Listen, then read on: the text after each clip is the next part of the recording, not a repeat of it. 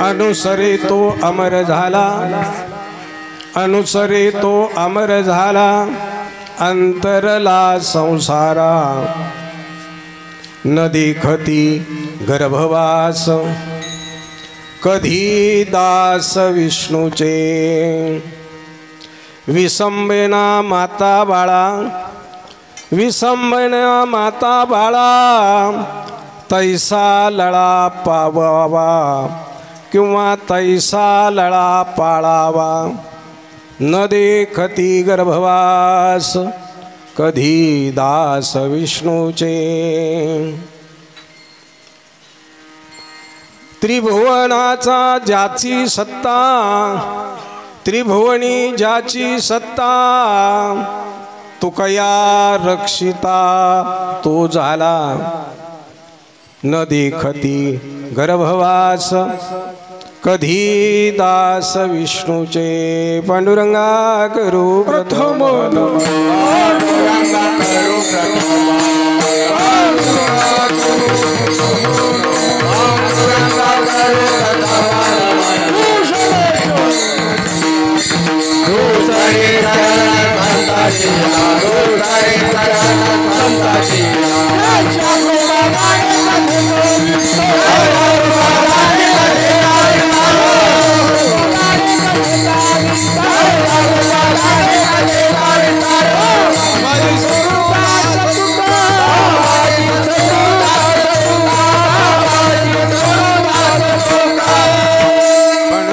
प्रथम नमन श्री चरण संदाजी, त्यांच्या कृपादाने कथीचा विस्तारू। बाबाजी सद्गुरु दास तुका।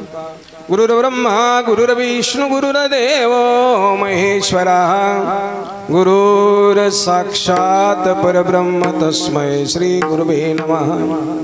अजं रुक्मिणी प्राण संजीवनंदम, अजं रुक्मिणी प्राण संजीवनंदम, परम धाम कैवल्यमेकं तुरीयं, प्रसन्नं प्रपन्नात्यहं देवदेवं, परब्रह्मलिंगं भजे पांडुरंगं। वचनायिका कमलापती, वचनायिका कमलापती, माझी रंकाची विनंदी, कर जोडितो कधी गाडी, आपण असावे जवळी। ओम नमो ज्ञानेश्वरा, करुणा करा दयाळा, तुमचा अनुग्रह लाधलो, पावन झालो चराचरे। मनोजवं मारुततुल्य वेगं, जितेंद्रियं बुद्धिमतां वरिष्ठं, वातात्मजं वानरयूतमुख्यं, श्रीरामदूतं शरणं प्रपद्ये। चरतं रघुनाथस्य शतकोटिप्रविस्तरं, एकैकमक्षरां पुंसां महापातकनाशनं। श्रीसंदाजी माता चरणावरी साष्टांग हे करी दंडवत। अनुसरे तो अमर झाला, अनुसरे तो अमर झाला, अंतरला संसारा। न देखती गर्भवास, कधी दास विष्णूचे। प्रस्तुत प्राप्तस्थळी तुम्हा संत सज्जनांच्या चरणकमलावरती वाहण्यासाठी घेतलेला भंग हा माझ्या जगद्गुरु तुकाराम महाराजांचा 4 चरणाचा अद्वैत परप्रकरणामध्ये अशा प्रकारचा असणार। या भंगामध्ये माझे जगद्गुरु तुकाराम महाराज परमार्थाचं अनुसरण जर केलं तर काय काय फायदे होतात, ते फायदे लुटण्यासाठी आपण भगवंताशी कसा संबंध ठेवावा, आणि असा संबंध जर आपण ठेवला तर त्याचं काय फल प्राप्त होतं, या 3 प्रश्नांची उत्तरं या 4 चरणात दिलेली आहेत। विठ्ठल विठ्ठल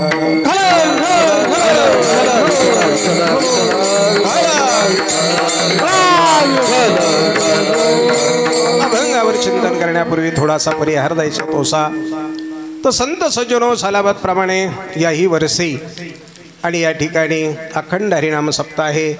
ओम राजा वीरभद्र वैकुंठवासी ब्रह्मलीन ओम चैतन्य मानक गिरीजी महाराज यांच्या मूर्ती प्राण प्रतिष्ठा वर्धापन दिनानिमित्त हा अखंड हरिनाम सप्ताह ग्रंथराज ज्ञानेश्वरीचं पारायण, आणि असा चालत चालत आता 19 वर्ष पूर्ण झाली। संत सज्जन हो, या सप्ताहामध्ये ही 6व्या दिवसाची सेवा आहे। आणि संत महात्म्याच्या सानिध्यामध्ये अशा प्रकारची सेवा घडते। याच्यामध्ये ब्रह्मलीन ओम चैतन्य परमपूज्य गुरुवर्य बालसन्यासी माणिक गिरीजी महाराज श्री क्षेत्र वरवंडी, गुरुवर्य भास्कर गिरीजी महाराज श्री क्षेत्र देवगड संस्थान, महंत दत्तगिरी महाराज श्री क्षेत्र वरवंडी, महंत सुनील गिरीजी महाराज व वैकुंठवासी हरिभक्तीपरायण बंशी महाराज तांबे यांच्या कृपाशीर्वादाने, तसेच हरिभक्तीपरायण प्रल्हाद महाराज गायकवाड यांच्या कुशल मार्गदर्शनाने, समस्त ग्रामस्थ भजनी मंडळ यांच्या सहकार्याने आणि या ठिकाणी हा अखंड हरिनाम सप्ताह चालू आहे। सप्ताहामधील आजची ही 6व्या दिवसाची सेवा आहे। माझ्या वारकरी संप्रदायाच्या नियमाप्रमाणे संत सज्जन हो, आजचा दिवस हा अद्वैत परप्रकरणातला आहे। पहिल्या दिवशी काय असावं तर याचं उत्तर आहे नामपर चिंतन असावं। दुसऱ्या दिवशी काय असावं तर संतपर चिंतन असावं। तिसऱ्या दिवशी काय असावं तर उपदेशपर चिंतन असावं। चौथ्या दिवशी काय चिंतन असावं तर कीर्तनपर चिंतन असावं। पाचव्या दिवशी काय चिंतन असावं तर द्वैतपर चिंतन असावं। आणि 6व्या दिवशी काय असावं तर अद्वैतपर चिंतन असावं। तर राहिलेले 2 दिवस पुढले कीर्तनकार सांगतील विठ्ठल विठ्ठल विठ्ठल।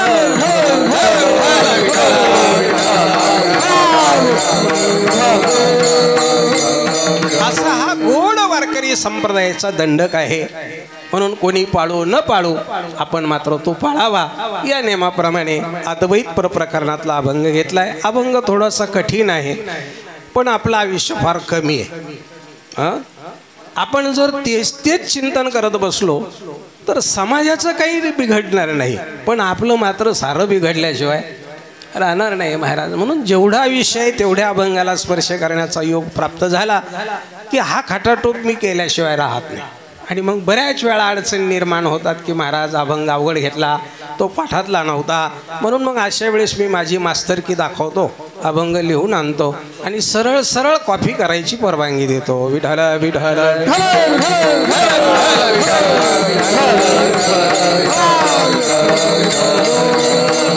आणि ही गोष्ट खरी आहे महाराज। आपण अभंगाची तयारी करून येतो, एक कीर्तनकार एक अभंगावर चिंतन करत राहतो, पण माझ्या गायक बंधूंना दररोज कीर्तनाला थांबायचं असतं, दररोज वेगवेगळ्या प्रकारचे अभंग महाराज घेतात।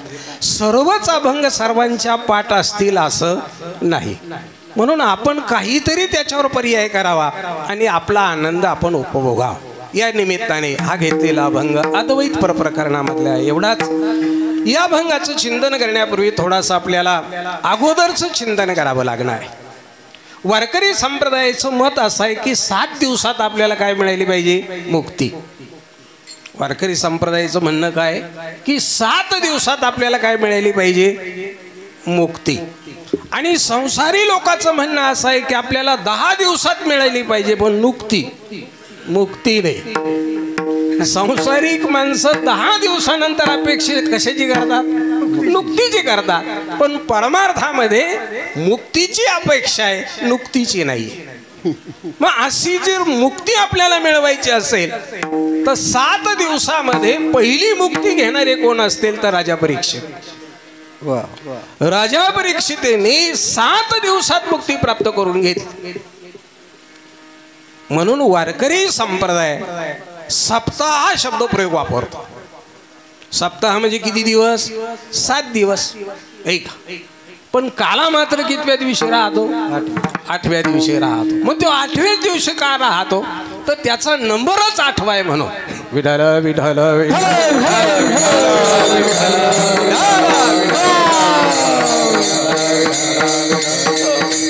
म्हणून असं चिंतन करत करत आपल्याला यायचंय, मुक्तीचा अधिकार आपल्या जीवनामध्ये प्राप्त करून घ्यायचंय।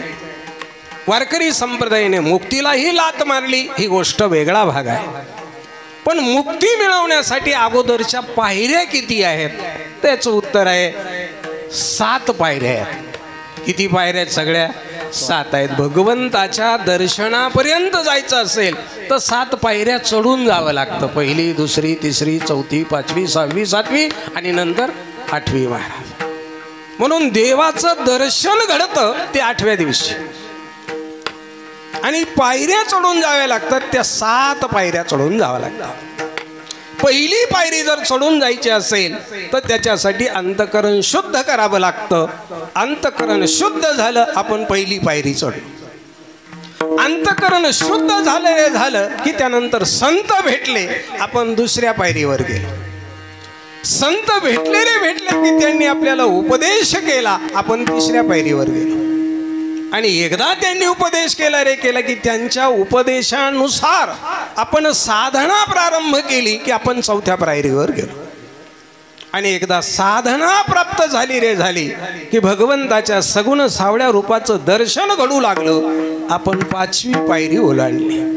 आणि आता दर्शन केवळ मठ मंदिरामध्ये न होता जे जे भेटे भूत ते मानी जे भगवंत असं अद्वैत दर्शन प्राप्त झालं की आपण 6व्या पायरीवर गेलो.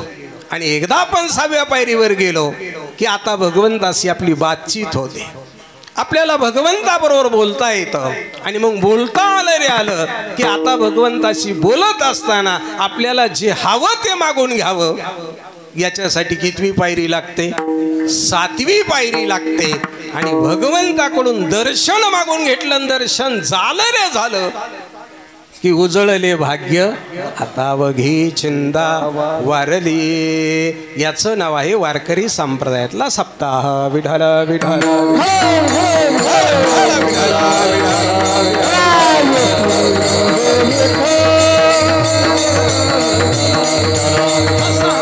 गोड आनंद उपभोगत आपण आज या 6व्या दिवसाच्या चिंतनाकडे आलो. अंतःकरणाच्या शुद्धतेसाठी पहिली गोष्ट कोणती असेल तर नामचिंतन. हरी उच्चारणे आनंद बाबरास जातील लयासे क्षणमात्र किती झटपट तृणाग्नी मिळे समरस झाले तैसे नामे केले जपता हरी. हरी तैसे केले नामे जपता हरी. अग्नी तृणमेळ झाले जैसे तैसे. इतकं सरळ हरिपाठामध्ये त्याचं उत्तर आहे. हा पहिला दिवस.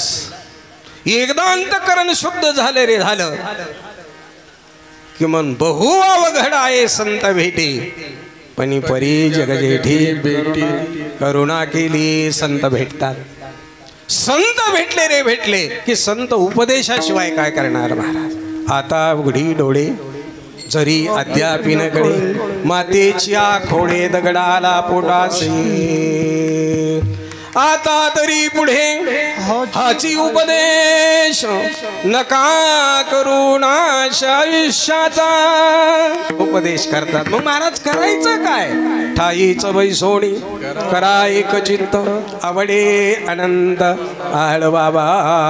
म्हणावं काय? रामकृष्ण हरी विठ्ठल केशवा मंत्र हा जपावा सर्व काळ.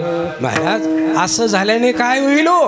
मागे पुढे उभा राहे संभाळीत आलिया आघात निवाराया. तो भगवान निर्वाणी गोविंद असे मागे पुढे काहीच साकडे बनवणे दे. असं होईल मग देवालाही म्हणावं नको ब्रह्मज्ञान आत्मस्थिती भाव मी भक्त तू देव ऐसे करी दावी रूप मज गोपिका रमणा.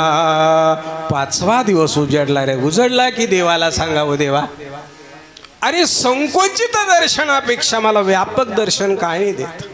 यथाकाश स्थितो नित्यम वायु सर्वत्र गो महान तथा सर्वाणी भूतानी. सर्वांच्या हृदय कमलामध्ये सर्वस्य चाहम हृदय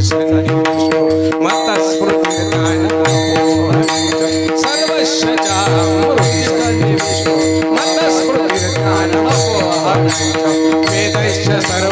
वेदैश्च सर्वै अहमेव वेदो वेदांत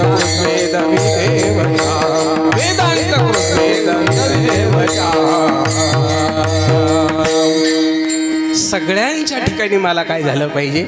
दर्शन झालं पाहिजे. आणि तसं दर्शन जर व्हायचं असेल तर त्याचं आवरण निघून गेलं पाहिजे आणि आतला भाग दिसला पाहिजे. म्हणजे आवरणाने दर्शनाला काय होतं? प्रतिबंध तयार होत. म्हणून देवा आता मला दर्शन घ्यायचंय ना मग प्रतिबंध हटव बरं सर्व. माझे प्रतिबंध हटव आणि तुझे हटव. धन धारा पुत्र जन बंधू स्वैरे पिसून, हे 6 प्रतिबंध आहेत. हे सर्व मिथ्या हे जाणून मग शरण रिगा देवासी. आणखी आहे का प्रतिबंध? आहे ना. माया विघ्ने भ्रमरा खरे म्हणता मी माझे घरे, हे तो संपत्तीचे वारे साचो करे जाईल. अजून प्रतिबंध आहे. हो, आयुष्य जाता हे पहा काळ जपत असे महा, स्वहिताचा घोर वहा ध्याने राहा श्रीहरीच्या. मग करावं काय? संत चरणी भावधरा क्षणोक्षणा नामस्मरा, मुक्ती सायुज्यतावरा हेची करा बापांनो. कोण म्हणतंय असं? विष्णुदास विनवीना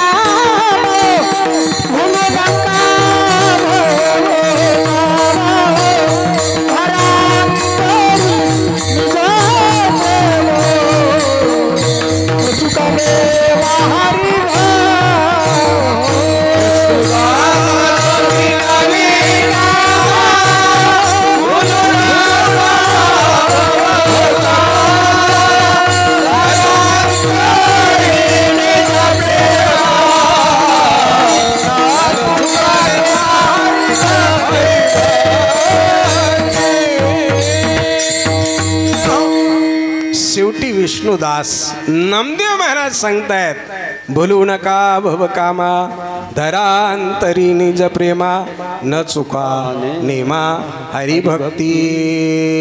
नेमाने हरिभक्ती करत असताना अंतःकरणामध्ये काय धारण करा? प्रेम धारण करा महाराज. कारण प्रेम जर नसेल तर ना संसार धडाचा होत, तर मग परमार्थ कशात होईल महाराज? घटस्फोट कोणाचा होता? घटस्फोट कोणाचा होता? प्रेम असणार का प्रेम नसणार? ज्याचं प्रेम नाही त्याचा काय होत असतो? घटस्फोट होत. प्रेम आहे तिथे मिलन आहे.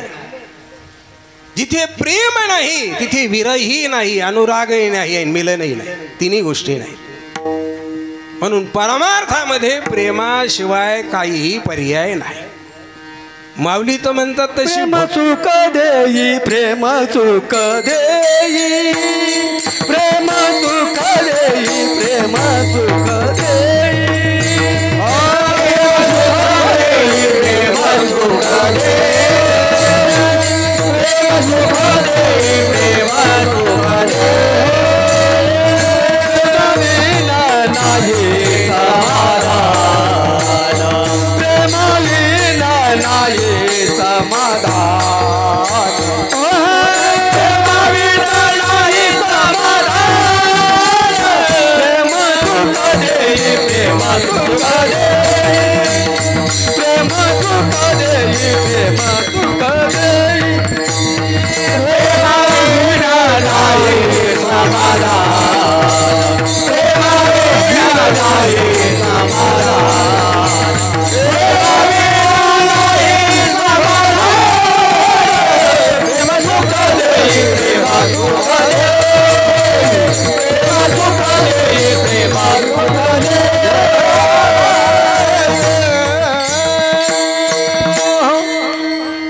प्रेम सुख देई प्रेम सुख देई, प्रेमे विन नाही समाधान.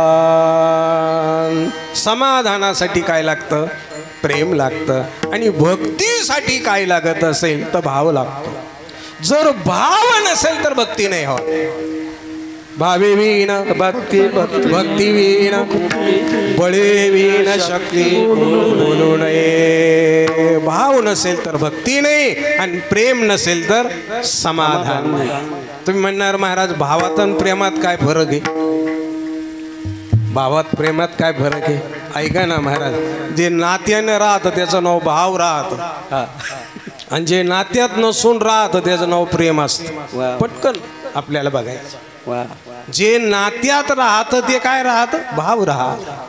आणि नात्यात नसूनही जे राहतं त्याचं नाव काय राहतं? प्रेम राहतं. नसेल समजलं तर सख्या भावाबद्दल भाव राहतो, पण गुरु भावाचं प्रेम राहत. विठ्ठल विठ्ठल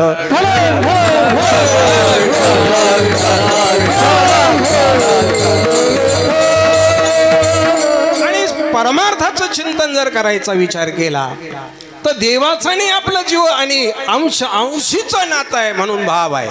ममैवांशो जीवलोके जीवभूत सनातन मनःषष्ठानींद्रियाणि प्रकृतिस्थानी कर्षीति भाव. याला काय म्हणायचं? भाव म्हणायचं. आणि प्रेम कशाला म्हणायचं महाराज? प्रेम त्याला म्हणायचं की देवा आता क्षणभरही मी तुझ्याशिवाय राहू शकत नाही. त्याचं नाव आहे प्रेम महाराज. त्याचं नाव प्रेम आहे. हा न विसंबे सर्वथा. आता कधीही तुला विसरणार नाही. याचं नाव काय? प्रेम आहे. म्हणून संत सज्जन हो, परमार्थात येण्यासाठी सुरुवात भावापासून आणि शेवट प्रेमात. भाव नसेल तर प्रेम नाही निर्माण होणार. प्रेम असेल तर भाव निर्माण होईल. प्रेम असेल तर भाव निर्माण होईल. गुरु भाव आहे ना, प्रेम आहे ना, पण भाऊ झालाच की. सखा भाव आहे, भाव आहे, पण प्रेम नाही ना, साडीच घेत नाही म्हणजे काय नाही, त्याला प्रेम नाही. भावातून प्रेम निर्माण नाही होऊ शकत, पण प्रेमातून भाव निर्माण होऊ शकतो. म्हणून संत सज्जन हो, माझ्या मानकरी संप्रदायामध्ये या दोघाला दोन जागा दिलेल्या आहे. भावाला जागा दिली एकतत्वाची आणि प्रेमाला जागा दिली मिलनाची. म्हणून तुमचं जे प्रमाण आहे ते मिलनाचं आहे. प्रेम सुख दी, प्रेम सुख दी, प्रेमेवीन नाही समाधान. आणि हरिपाठातलं प्रमाण आहे भावेवीन भक्ती, भक्तीवीन मुक्ती, बळेवीन शक्ती. बोलूनही संबंधाचा भाव आणि भावाचं प्रेम, या दोन गोष्टी वेगवेगळ्या आहेत महाराज. म्हणून तर माझ्या जगद्गुरु तुकाराम महाराजांनी प्रेम 3 ठिकाणी मागितलं.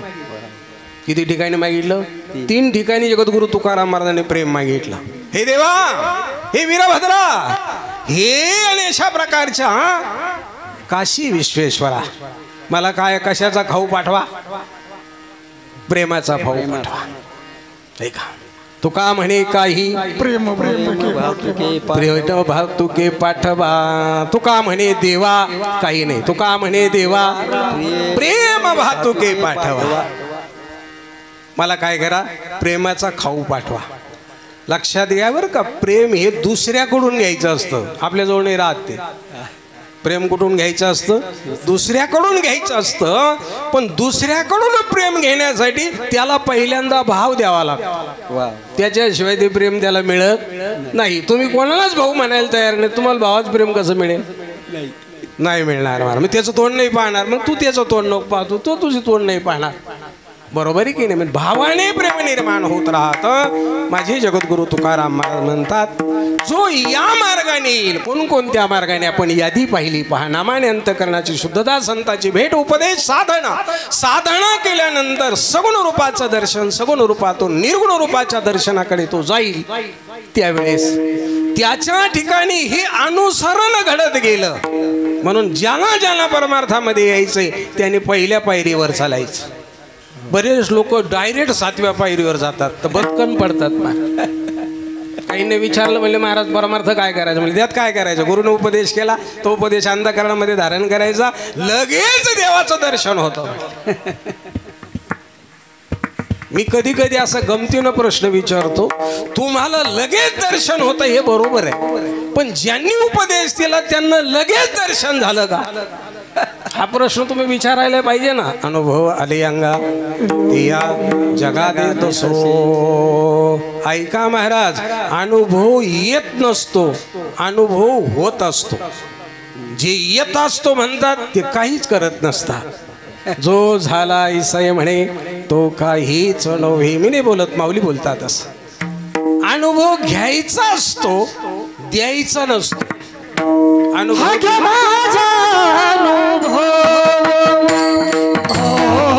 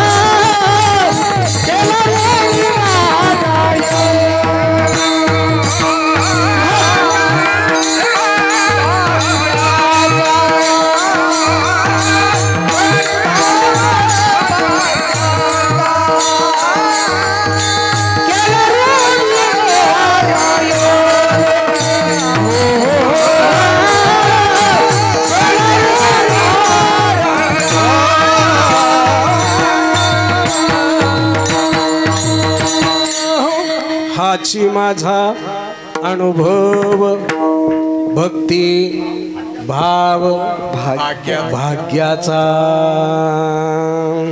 काय गोड शब्द आहे महाराजांचे. महाराज हाची दुसऱ्या नाही. अनुभव भक्ती भाव भाग्याचा. म्हणून संतांचं चिंतन करत असताना ब्रेक मारीत गाडी चालवायची. एकदा का धोपटली गाडी नाही पुढे गेला खड्ड्यातच गेला समजा. दुसरा पर्यायच नाही. संत वाङ्मय एवढं आणि अचूक आहे महाराज की त्याच्याकडे पाहताना सुद्धा आपल्याला शने शने रूपरमेत बुद्धी धृती गृहीतया आत्मसंस्तंभन कृत्वा यत चित्तेंद्रिय क्रिया या रूपाने बघावं. संत सज्जनो, अनुभव येत असतो, अनुभव देता येत नाही महाराज. जरा गंमत म्हणून तुम्हाला सांगतो. एखादी मुलगी तिच्या आईला चांगला स्वयंपाक येतो म्हणून जर केली, एखादी मुलगी तिच्या आईला चांगला स्वयंपाक येतो म्हणून जर आपण केली तो बऱ्याच वेळा आपल्याला बटर वड्या रोज राहावं लागेल. का? आपण अनुभव कोणाचा घेतला? आईचा. आणि आपली अपेक्षा काय झाली की आईने या मुलीला अशी चांगली भाजी बनवायची शिकवली असली पाहिजे म्हणून केली. झालं उलट महाराज. ती म्हटली माझी आणि आईची गाठ अजून कॉलेजला गेल्यापासून पडली. मी हॉस्टेलवरच राहिलं, हॉस्टेलचंच खाल्लं आणि हॉस्टेलवरच हॉस्टेल झाले आणि मग आले. आता मला जर काही येत नाही तर तुम्ही मला कसं काय असं विचारता? म्हणले तुझ्या आईला तर फार चांगला स्वयंपाक येतो. म्हणले कशावर? तुला पाहायला आलो होतो तेव्हा डुबूक वड्या खाल्ल्या होत्या. काय वड्या होत्या? म्हणले मी विचारलं याला काय म्हणतात? तुझ्या आईने सांगितलं याला डुबूक वड्या म्हणतात. मी विचारलं डुबूक वड्या का म्हणतात? ते म्हणले ते टाकल्या का डुबूक वाजतात म्हणून त्याचं नाव काय पडलं? डुबूक वड्या पडल्या. त्याच्यावरच तुला पसंत केलं. ते म्हणले तुमचं म्हणणं बरोबर आहे. माझ्या आईच्या हातच्या डुबूक वड्या खूपच गोड लागतात, पण त्याच्यात ते पीठ डुबूक झालं. मी नाही डुबूक झाले, मी बाजूलाच राहिले. त्यामुळे माझ्या या उपायाचा काही तुम्हाला फायदा होणार नाही. मग अनुभव देता येतो का? घ्यावा लागतो. अनुभव घ्यावा लागतो महाराज. आता तुम्ही आमटी भाकर खाल्ली, ही घरच्याला सांगितली तुम्ही, याला म्हणतात आमटी, याला म्हणतात बाजरी, याला म्हणतात कांदा, याला म्हणतात लिंबू. ते घरचे म्हणले वा वा एवढं चांगलं खाल्लं तुम्ही? म्हणले हो. मग कस काय लागलं? काय लागलं म्हणजे काय? म्हणले अजून कीर्तनाला सुद्धा गेलो नाही. म्हणले इकडेच येणवतोय, बाजूलाच आहे. म्हणले याला म्हणतात आमटी, याला म्हणतात आमटी. ते म्हटले अहो मग मला म्हणायचं चाला म्हणून. यात घरच्याला येईल का अनुभव घेता? घरच्याला नाही येणार बा. तुम्ही किती वर्णन करा तर घरच्याचं फार फार झालं नशिबासाठी, दुसरं काय करी, दुसरं तर काही करता येणार नाही. म्हणून अनुभव हा घ्यावाच लागतो. अनुभव आले अंगा असा शब्द प्रयोग. आपल्याला अनुभव आला पाहिजे. सोडवणूक आपण आपली केली पाहिजे, दुसरं कोणी नाही करणार. आपली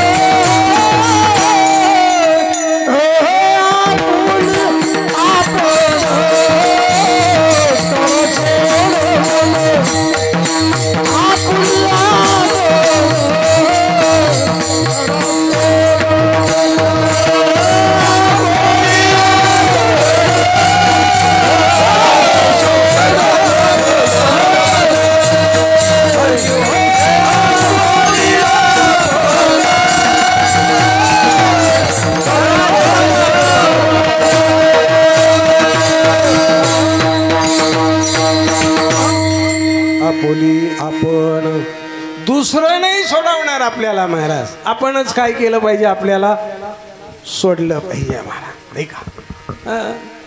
मग आपण जर आपल्याला सोडायचं असेल तर अनुभव कोणी घेतला पाहिजे? आपणच घेतला महाराज. जो जेवण त्याचं पोट भरेल हो, जो वाढायलाच राहिला नुसता, त्याला विचारलं तू सगळ्याला जेव घातलं? म्हणजे सगळ्याला जेव घातलं. म्हणजे तू काय नाही जेवला? म्हणजे भाकरीच नाही राहिले. मग आता काय जेव म्हणले सांगावं? संत सज्जन हो, अनुभव घेतल्याशिवाय अनुभव आपल्याला येत नाही. अनुभव घ्यावा लागतो महाराज. एवढंच आम्हाला सांगा, आम्हालाही असा अनुभव यावा अशी इच्छा आहे, पण आम्ही काय केलं पाहिजे म्हणजे मग आम्हालाही असा अनुभव येईल? कसा अनुभव आला पाहिजे म्हणले, आम्ही मरके असूनही अमर वाटलं पाहिजे आम्हाला.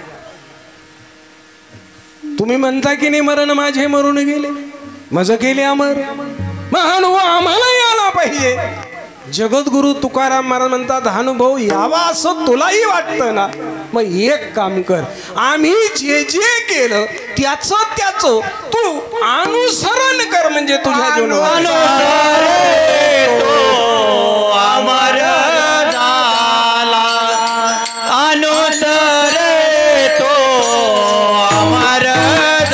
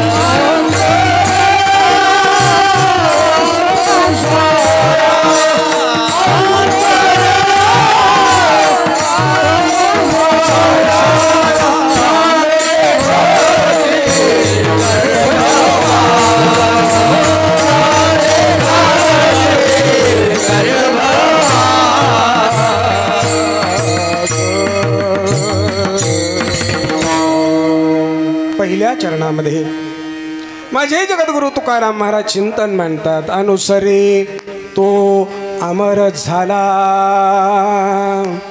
ज्याने अनुसरण केलं तो अमर झाला. कशा कशाचं अनुसरण केलं? नामसाधना, संत साधना, उपदेश, परत नामाची साधना, कीर्तन, त्याच्यानंतर संत सजनो सगुण रूपाचं दर्शन, आणि आता जे प्राप्त होणार आहे ते अद्वैताचं चिंतन. असा एक अर्थ काढता येईल. दुसरा अर्थ असाही काढता येईल की ते जसं ज्यांनी केलं त्याच्या अनुरूप आपण केलं की त्याला काय म्हणतात? अनुसरण म्हणतात. ऐका बरं का, बारकाई नाही. संसारामध्ये शब्द वेगळा आहे आणि परमार्थातला शब्द वेगळा आहे. गणेश महाराज, संसारामध्ये अनुसरण नाहीये, अनुकरण आहे. संसारामध्ये काय? अनुकरण आहे. परमार्थामध्ये अनुकरण नाही, काय? अनुसरण आहे. दोघातला फरक सांगतो महाराज. एक ब्राह्मण जाड होता. मग जेवायला बसला रे, बसला की तो काष्टा सोडून बसाय. का? जेवल्यावर फुगायचा. मग फुगल्यानंतर काष्ट्याला जागा बसत नसायची म्हणून तो अगोदरच मोकळा करून सोडायचा, म्हणजे राहिलेलं बरोबर बसायचं. ते त्याच्या पोराने पाहिलं, ते ब्राह्मण गेलं मरून. आता त्याच्या पोराला जेवायला बसवलं, त्याने हे 16 नेसल्याबरोबर काष्टा काढून ठेवला आणि जेवायला बसलो. बाकीच्याने विचारलं, भाऊ तू काष्टा का सोडतो? म्हणजे आमच्यात पद्धती. आमच्यात पद्धत आहे, जेवायला बसलं काय सोडायचा, काष्टा सोडायचा. म्हणले तुझे वडील किती होते? म्हणले त्यांचं कंबर 180 सेंटीमीटर होत. म्हणले तुझं किती? म्हणले 36. मग त्यांच्या कमरामध्ये खाल्लेलं अन्न बसावं म्हणून त्याने काष्टा सोडित होते की तेवढी जागा मोकळी सापडत. तुझी सगळी जागा मोकळी असताना तू काष्टा का सोडतो? ते म्हणले ही आमची वडलोपार्जित पद्धत आहे. याला काय म्हणायचं? अनुकरण. याला काय म्हणायचं? अनुकरण. त्यांनी ते असं केलं म्हणून मला असं करायचं.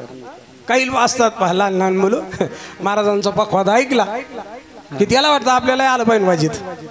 ते सुद्धा येतं ना सहा शांत. ते म्हणले महाराज मला येतो ना पखवाद. महाराज म्हणजे हा येतं येतं. म्हणले मग इकडून हाणू की इकडून हाणू? ते म्हणले कुठून हाण, फक्त इथं नको हाणू. तुला कुठं हाणायचं ते हाण, नाही का? मग हे काय केलं त्याने? बोल वगैरे काही नाही. काय केलं? त्याचं अनुसरण केलं महाराज. गायकाचं अनुसरण करणारी मंडळी राहते. म्हणजे महाराज त्यात काय अवघड आहे? हा केलं झालं काय? म्हणले मग तुम्ही म्हणा ना असं. ते म्हणले म्हणता येतं म्हणले, पण कोणी नसल्यावर असं माईक मध्ये नाही जमत. म्हटले मला भीती वाटते. मग हे काय असतं? अनुसरण असतं का अनुकरण असतं? हे अनुकरण राहत. हा असं उभा राहिला, तो तसा उभा राहिला, तो तसा बोलला, हा तसा. संसारात अनुकरण करतायत. वडिलाची पंगत मुलगा चालवतो, वडिलाची वारी मुलगा चालवतो, अनुकरण करतो. पण परमार्थात अनुकरण नाही चालत, अनुसरण चालत. परमार्थामध्ये अनुसरण चालतं. जसे पुढले गेले त्याच्यानुसार मागच्यान जायचं. मार्ग दावोनी गेले आधी दयानिधी संत ते तेनेची मार्गे चालू जाता न पडे गुंता कुठे काही. ज्या मार्गाने ऋषी महात्मे गेलेत त्याची मार्गे चाललो, त्याच मार्गाने जाणं हे अनुसरण आहे. जगद्गुरु तुकाराम महाराज म्हणतात आम्ही संसारामध्ये होतो, पण संसारात राहून आम्ही आमचा परमार्थ केला. पण कोणासाठी, कसा केला? यद्यदा चरति श्रेष्ठः तत्तदेवो तरोजनः सयत् प्रमाणं कुरुते लोकस्तदनुवर्तते. एथ वडील जे जे करदी तया नाम धर्म ठेवी. गिर अनुष्ठिती सामान्य जन सकळ जन, पण संत सज्जन हो इथे पावलावर पाऊल टाकून चालावं लागतं. त्यांनी नाम साधना केली, अंतकरण शुद्ध केलं, संतांची भेट घेतली, संतांचा उपदेश ऐकला, तशी साधना केली आणि चिंतने चिंतने तद्रूपता या अवस्थेपर्यंत गेले. जगद्गुरु तुकाराम म्हणतात तुम्ही जर तसं केलं तर तुम्ही अमर व्हाल. अनुसरे तो अमर झाला. जो जो कोणी अनुसरण करेल, मी एकटा झालो असं नाही, माझ्या मागून जेवढे येतील तेवढेही काय होतील, अमर होतील. मी जसं छाती ठोकपणे तुम्हाला सांगतो अमर रहा, खरे की पहा खोटे ते.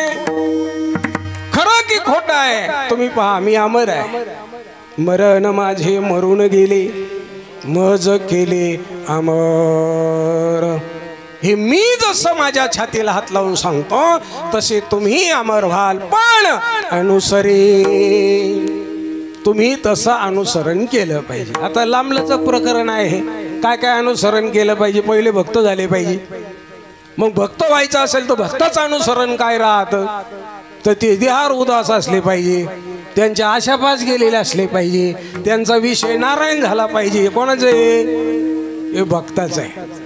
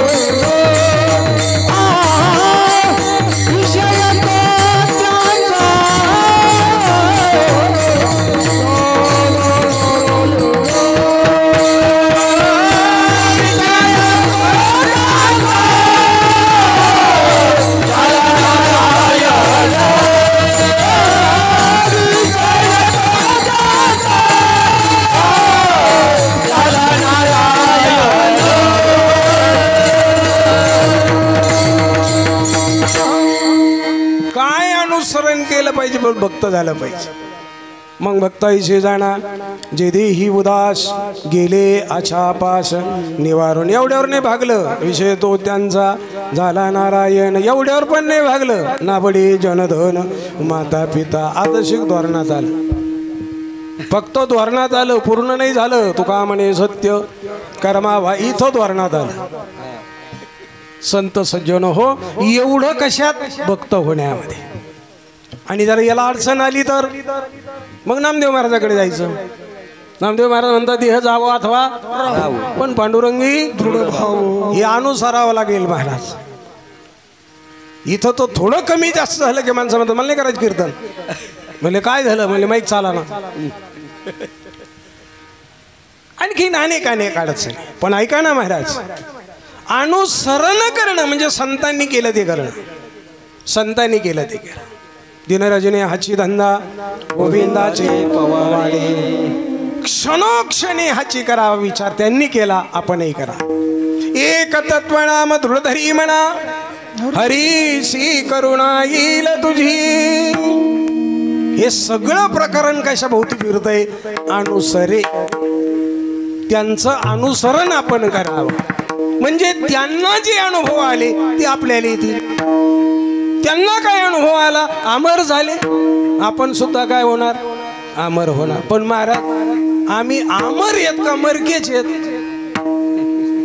कशावर ओळखायचं आपण अमर आहोत का मरके आहोत? ज्याला मरणाची भीती वाटते तो मरका, आणि ज्याला भीती वाटत नाही तो अमर. अमर. काही माणसाला विचारलं म्हणले का हो कस काढतो? जगतो गुमर होतो काय माहिती. काही दवाखान्यात गेले का डॉक्टरलाच पहिले विचारतात, डॉक्टर मी बरं होईन ना? ते म्हणले माझी फी दिली तर नक्की भरावंस, फी नाही दिली तर तो काही खरं नाही. म्हणून मरणाची भीती ज्याला तो मरका, आणि मरणाचीच भीती ज्याला राहिली नाही तो अमर. बोला की. मरण माझे मरून गेले, तीनदा झाला आता प्रमाण. पण तुमच्यासाठी मी पुन्हा म्हटलोय, कारण माझा वारकरी हा माझा सौंगडी आहे. म्हणून वारकऱ्याला किंवा टाळकऱ्याला कधी दुखवायचं नसतं. हे ज्या बोला कळेल त्या दिवशी तो बुवा होईल, नाही तर बुवा होऊन जाईल. महाराज विठ्ठल विठ्ठल.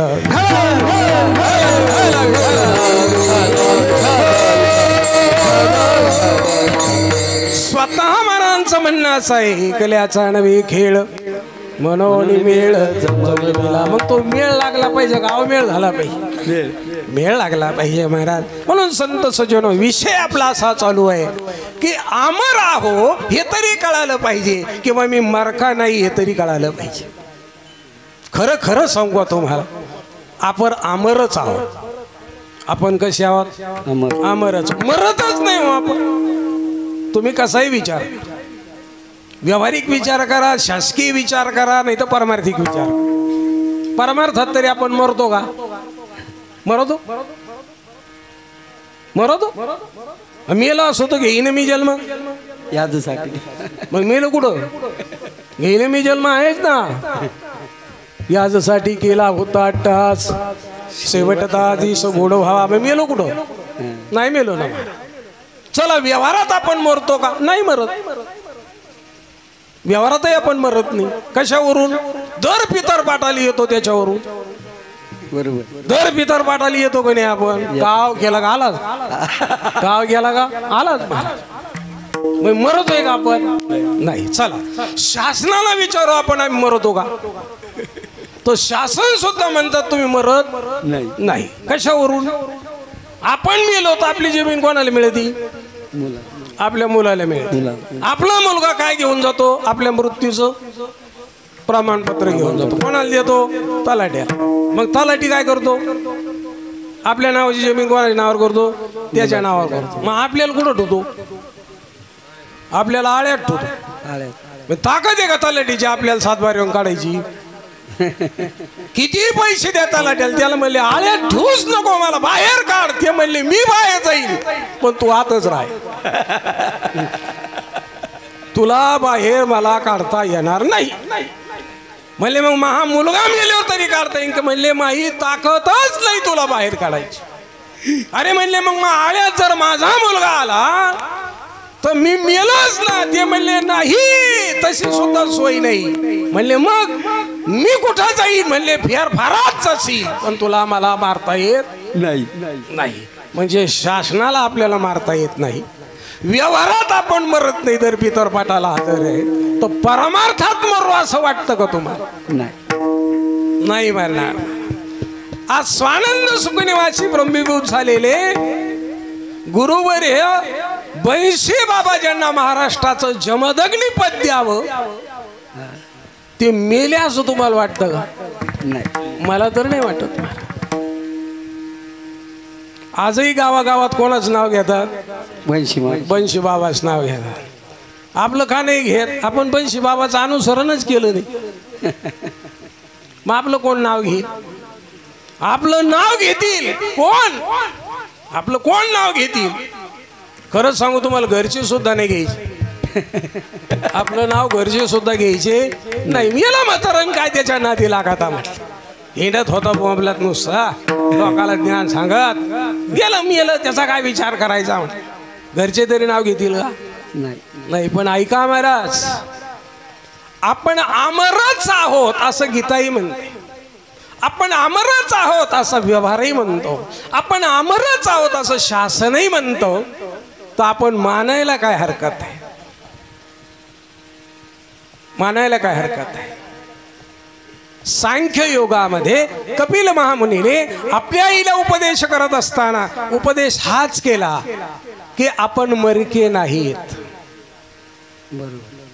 वासांशी जीर्णानि यथा विहाय, वासांशी जीर्णानि यथा विहाय, नवानि गृह्णाति नरोपराणि, तथा शरीराणि विहाय जीर्णा, नन्यानि संयानि नवानि देहि, नैनं छिन्नन्ति शस्त्राणि, नैनं दहति पावकः, न चैनं खेदयन्ताः, न शोषयति मारुतः, अच्छेद्यो यमदाह्य मक्लेद्यो शोष्य एव च.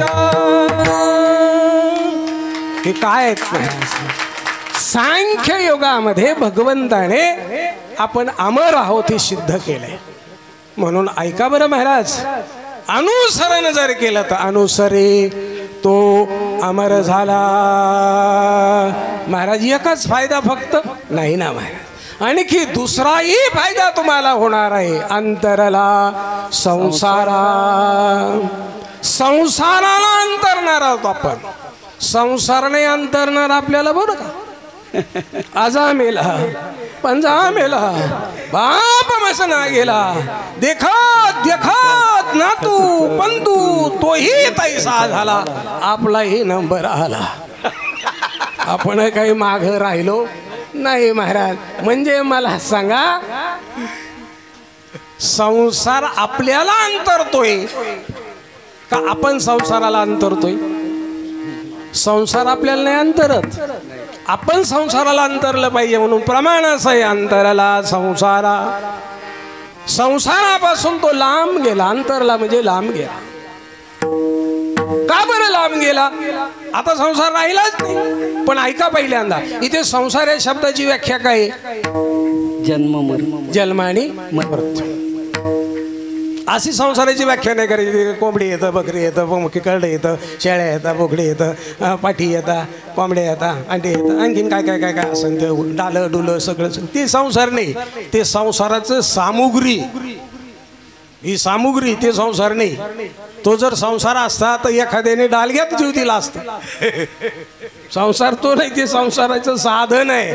त्याला संसार म्हणता येणार नाही महाराज. पैसा हे संसाराचं साधन आहे. पैसा म्हणजे संसार नाही. बऱ्याच वेळा पैसे असून सुद्धा माणसं उपाशीच मारतात.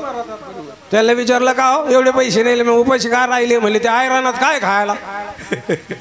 म्हणजे मग पैसे द्यायचे म्हणले, ते आता कोणाला वटवागुडीला काहीच नव्हतं म्हणले. पैशाचा उपयोग सर्वच ठिकाणी होतो असं नाही महाराज. म्हणून ऐका, संसार अंतरणं वेगळं आणि संसारापासून आपण अंतरणं वेगळं आहे.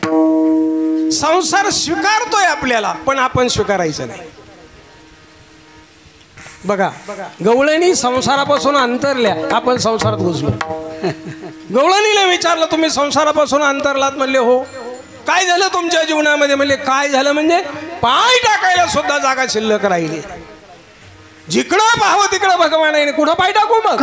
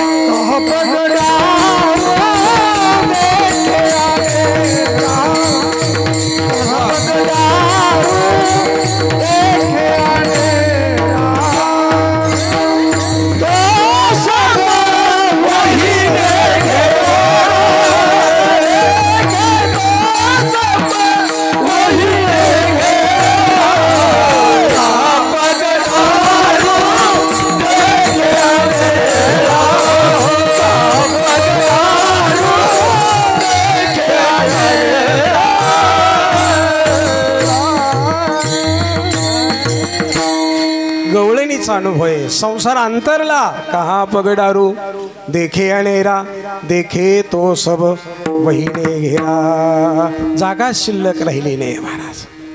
याला म्हणतात अंतरला संसारा, परिणाम अमर तो झाला. महाराज माता संसाराला अंतरला, अमर झाला. पण ही कोणाची भक्ती केल्यानंतर घडतं? आणि त्यांची भक्ती केल्यानंतर आम्हाला पुन्हा जन्माला यावं लागत नाही.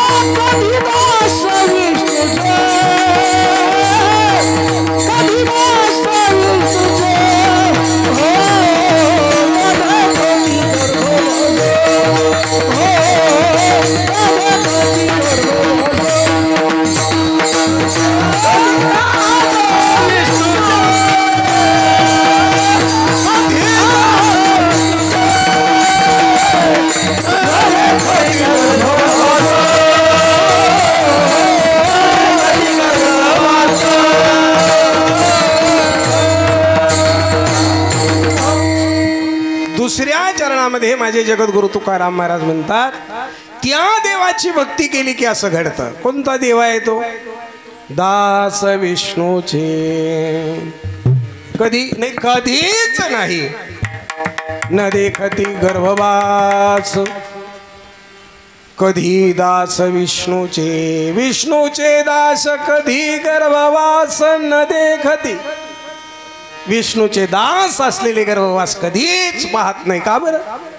याचं कारण आहे महाराज, गर्भवासाचं दुःख, गर्भवासाचं संकट कोणाला कोणाला आहे? ज्याला कोणीच आधार नाही त्याला. आधार असणाराला भीती बाळगायचं कारण नाही. आश्रित व्यक्ती ही कधी भीतीनं युक्त नसते. ती कोणाच्या तरी आश्रयाने राहते. उदाहरण पटकन चालतो, पुढे जातो. लहानपणी मुलगा घाबरतो का घाबरत नाही? घाबर. त्याला लघवी आहे, त्याला बाहेर जायचं असतं. कोणाला उठवतो तो? आईला उठवतो. आई घाबरती की नाही घाबरत? घाबर. आईच त्याला म्हणते माहिती आहे, होय पुढं मी आहे ना, होय पुढं मी आहे ना, होय पुढं.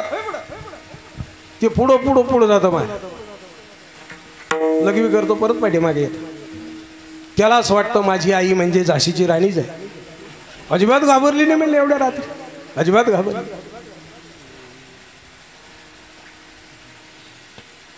ते मोठं झालं, त्याचं लग्न झालं. लग्न झाल्यावर त्याला लघवी आहे. आणि ते लघवी करायसाठी बाहेर निघताना बायकोल म्हणलं मला चाल सोबत. मला लघवी आली. ते म्हणले तुम्ही गडी माणूस आहे, तुम्हाला भेव वाटत, मला मरणाच भेव वाटत. म्हणले वाघ येतोय तुमच्या इकडं, काय काय मी बाया माणूस मला भेव वाटत. ते म्हणले बाया माणूस का असा ना, पण माझी आई बाहेर उभं राहिली की मी उकेंड्यावर जाऊन लगी करीतो. तो निदान दार उघडून दारात उभी राहा. ते म्हण तुम्ही घरात करा पण मी बाहेर लगेच. मला सांगण्याचा भाव एवढाच की आईचा आश्रित होता, बाल होता पण भीत नव्हता. आता बाईचा आश्रित झाला, पुरुष झाला पण भ्याल्याशिवाय राहिला नाही. का? आईचा आश्रय गेला. तसं ऐका महाराज, संसारातले माणसं बाईच्या आश्रित आहेत आणि परमार्थातले माणसं आईच्या आश्रित आहेत म्हणून घाबरत नाहीत.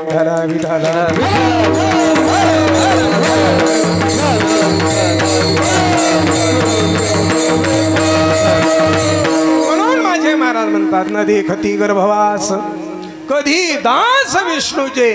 गर्भवासाचं दुःख विष्णुदासांना नाही आहे. मग महाराज तुम्ही म्हणता गर्भवासाचं दुःख नाही आहे, मग असं काय घडतं परमार्थामध्ये आल्यानंतर? जगद्गुरु तुकाराम महाराज म्हणतात आई आपल्या बाळाला जसं विसंबत नाही ना, तसा देवही आपल्या बाळाचा लळा पुरवण्यासाठी सतत त्याच्या पाठीमागे उभा राहतो. अभंगाचं तिसरं चरण. विसंबयना माता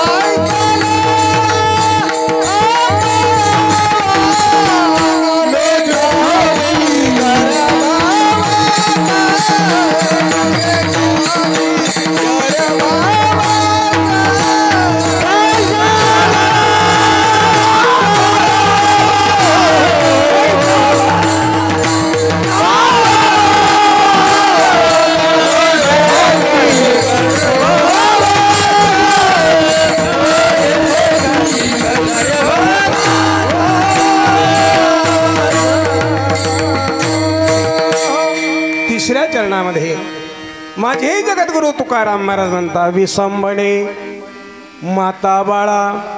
विसंबणे ना, ती आपल्या बाळाला विसरत नाही. कोण? आई. आई. पण तैसा लळा पाळावा. जगद्गुरु तुकाराम महाराज म्हणतात आई जशी आपल्या बाळाला विसरत नाही, तसा देव सुद्धा आपल्या भक्ताला विसरत नाही. मग अडचण काय? अडचण एकच आहे, त्या बाळाचा लळा जसा आईला आहे तसा आपल्याला लळा कोणाचा असला पाहिजे? देवाचा. इथं अडचण आहे. आईचा लळा आपल्याला आहे, निदान लहानपणी तो व्हायना, लहानपणी का व्हायना आपल्याला आईचा काय आहे? लळा आहे.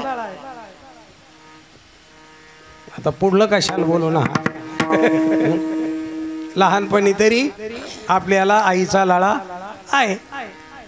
मग आपल्याला आईचा लळा आहे म्हणून आपल्याला आई काय करते, सांभाळते, विसरत नाही. आपला लळा कमी झाला काय आपल्याला विसरल्याशिवाय उदाहरण म्हणून सांगतो तुम्हाला. मला सांगा, जोपर्यंत आपलं लग्न होत नाही, म्हणजे मी फक्त सांसारिक माणसात सांगतो, एखादा म्हणले महाराज मी केलंच नाही, धन्यवाद. जोपर्यंत आपलं लग्न होत नाही तोपर्यंत आपण जेवलो का नाही जेवलो हे कोण विचारतं आपल्याला? आई.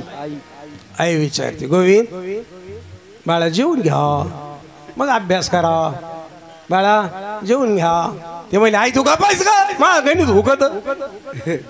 ते म्हणले तो गणित हुकलं तरी चालेल, पण माझं प्रेम नाही हुकलं पाहिजे. बरोबर, जेवून घे पहिला, नंतर गणित सोड. कोण विचारतं? आई. आई विचारते. का बरं? आपल्याला आईचा काय लळा आहे, कारण आपण घरी घुसल्याबरोबर कोणाला आवाज देतो? आई. म्हणले काय, मला भूक लागली. ते म्हणले हा, आता करते 2 चपात्या, हातपाय धु, तोपर्यंत 2 चपात्या तयार होते, गरम गरम काय. बाहेर निघालो तरी कोणाला आवाज देतो आपण? आई मी चालू बरं खेळायला. आपल्याला कोणाचा लळा आहे? आईचा. आईला कोणाचा लळा आहे? आपला. झालं आपलं लग्न, पूर्ण सांगू सोडून देऊ, आपला लळा बदलला. आईने सुद्धा प्रेम बदलून टाकलं. आता म्हातारी वाट्यावर बसली. आलेले गेले लोक विचारले, गंगाई म्हणले काय तो लेख आलाय नोकरीहून, त्याला जेव म्हणा वाढाव. ते म्हणले आता माय काय करायचे, हाईन ती ये ना. ते म्हणले पण ती तर पाण्याला गेली. म्हणले थांबंतावर. म्हणले तिथं तिकडंच अजून स्वयंपाक झाला का? म्हणले ती पाहून घेईन. म्हणले पण गोंद्या उपाशी राहीना, राहिना तर राहिला, मी याला मला काय करायचं. ते म्हणले अगं गंगाई तुझा एवढा जीव गोविंद मध्ये होता, आता काय झालं? म्हणले बाकी काहीच नाही झालं. तो जर आपल्याला विचारले तर आपण कशाला नाक घालावं त्याच्या संसारात? मी आपली भाकर खाते आणि वाट्यावर येऊन बसते. म्हणले इथं काय करती? म्हणले बाकीच्या बायाला बोलत राहते. म्हणले घरी काय नाही बोलत, बोलत काय बोललेच खावा लागत त्यावेळी बाहेर. माझा दृष्टांत संपला. आईचा लळा बाळाला आहे तेव्हा आईला बाळाचा लळा आहे. तसं देवाचा लळा जर भक्ताला असला तर भक्ताचा लळा सुद्धा कोणाला राहील? देवाला राहील. मज प्राणा ही परवते आवडती जे निरुते, जे भक्त चरित्राते प्रशंसती. फुकट नाही होणार महाराज. प्रेम हे एका बाजूने नाही होत, एकेरी प्रेम नाही होत, दुहेरी लागतं. मित्र मित्राचं प्रेम दुहेरी असतं.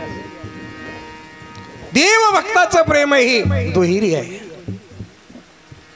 देवाला भक्ताशिवाय करमत नाही हे जेवढं खरं आहे तेवढं भक्तालाही देवाशिवाय करमता कामा नाही. ठेस लागली तरी माऊली असा आवाज आला पाहिजे.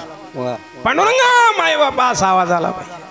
आपल्याला ठेस लागली वाटुळ झाले रामकृष्ण ते गग गगच करीत राहा. काही गग गग करते, काही बाया बाया बाया बाया बाया बाया बाया बाया बाया बाया बाया, काही त्याच्या पुढे राहते मेल मेल मेल मेल मेल मेल मर. दुसरा पर्यायच नाही. संकट आलं तरी देवाचं नाव आलं पाहिजे, आणि आनंद निर्माण झाला तरी कोणाचं नाव आलं पाहिजे. तर आपल्याला देवाचा काय लढाई. पूर्वीचे माणसं पहा महाराज, धान्य झालं तर देवाला पहिले नेऊन द्यायचे मग खायचे. बरोबर बरोबर. वाकडे कंस सुद्धा कोणाला राहायचे?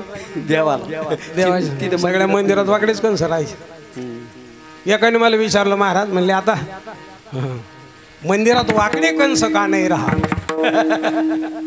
मी म्हणलो तेव्हा माणसं सरळ होते, तेव्हा वाकडे कंस मंदिरात होते. आता माणसंच वाकडे झाले, कंस कशाला इथे? कंस यायचा काही प्रश्न राहिलाच नाही. म्हणून ऐका महाराज, तुम्हाला देवाचा लळा लागावा, मग देवाला तुमचा लळा लागेल. म्हणून माझे जगद्गुरु तुकाराम मला म्हणताय, तैसा लाळा पाळावा, तसा लाळा तुम्हाला लागला पाहिजे. मग लेकुराचे हित जाणे माऊलीचे चित्त. तशी माऊली सुद्धा, भगवान पांडुरंग सुद्धा तुमची आमची वाट पाहतील. वाट पाहे उभा भेटीची आवडी, कधी आपल्याला लागला टक्कळा पंढरीचा तेव्हा. म्हणून पंढरीला टाकळा लावून गेलं पाहिजे, टक्का लावून नाही गेलं पाहिजे. टकळा लावून गेलेला जो आहे ना, त्याचं वागणं, त्याचं बोलणं, अनुसरण. उठला की पहाटेपासून सुरुवात, उठवणी या पहाटे विठ्ठल पहावा बिटे सुरुवात होती महाराज. थोडा पुढे गेला की सहस्र दीपे दीप कैसी प्रकाशली प्रभा. थोडा पुढे गेला की जगजोगी जगजोगी जाग जाग बोलती. रात्रंदिवस खरं भजन शिकायचं असेल आणि गायचं असेल तर दिंडीत जा. बरोबर महाराज, होणं लई सोपं आहे महाराज. दिंडीत जाणं अवघड आहे. आणि जरा बोलतोच महाराज, दिंडीत जाण्यासाठी लई पुण्य लागत, लई पुण्य लागत दिंडीत जाण्यासाठी. तुम्ही म्हणणार कमी असलं तर ते माग तरी राहत, नाही तर पुढं तरी जात. पापाचे कळत पळत. कमी पुण्य असलं ते दिंडीत जात नाही असं नाही, दिंडीत जात पण माग तरी राहत, नाही तर पुढं तरी जात. 100% पुण्य असलं की ते दिंडी सोडून जातच नाही. कारण ते ऐकत तरी किंवा गात तरी. मला तर महाराज गाता नाहीत पण ऐकणं फार आवडतं. महाराज होते आमच्या बरोबर बऱ्याच. गायक नाही ना दिंडीत मजेच नाही. भजन हे तर भोजन हे. पण आता पद्धत अशी झाली, भजन असून येत नसो भोजन काय. म्हणून काही लोक सुरुवातीलाच विचारतात, महाराज तुमच्या दिंडीत माणसं किती आहे? म्हणजे मला दिंडीच नाही. मग तुम्ही कोणा दिंडीत जाता? म्हणजे त्या दिंडीत कशी व्यवस्था आहे? म्हणजे टाळ आहे, पकवाद आहे, विना आहे, पताका आहे. त्याला सांगू म्हणले. म्हणले मग काय सांगू म्हणले, तिथं काय काय खायला असतं, नाश्ता किती वाजता असतो, झोपायची व्यवस्था कशी राहते, लई दमू दमू घेते का दिवसभर? आपल्या मनाने चाललं तरी जमत. अशी दिंडी असली तर मला आवड नाही ना महाराज. टकाळा लागणं याचा अर्थ कधी पंढरपूर येईन असं वाटतं. जसं लेकराला असा हात केला की लेकरू पळतच आईकडे जातं, पाहतही नाही मी पडल म्हणून. आईला काळजी पडते, पळत जातील त्या पोराला धर. तसं आहे. म्हणून आपल्याला सुद्धा लळा लागला पाहिजे. असं झालं तर फायदा काय ना देखीचे गर्भवास. कधी दास विष्णूचे, कधीही विष्णू दासाला गर्भवासाचं दुःख भोगावं लागणार महाराज. पण असं दिंडीत चालायचं, पाऊस येत राहतो, ऊन पडत राहतं, गाड्या जवळून जातात, माणसं एकमेकाला लोटतात, जेवायला कधी काय तर कधी काय, कधी भेटन त्याचा भरोसा नसतो. मग अशा वेळेस जर आम्हाला काही झालं तर, एखादी गाडी आमच्या अंगावर आली, एखाद्या आम्हाला काही त्रास झाला, आमचं रक्षण कोण करेल सांगा ना. जगद्गुरु तुकाराम महाराज म्हणले, तुम्ही अनुसरण माझं करायला निघालात ना, मग ऐका, माझं अनुसरण करणारे हे संकटाला घाबरत नाही. का बरं? तर त्यांचा रक्षण करणारा त्रिभुवनाची सत्ता ज्याच्या हातात आहे तो त्यांचं रक्षण करतो, जो माझंही करतो. अभंगाचं शेवटचं त्रिभुवना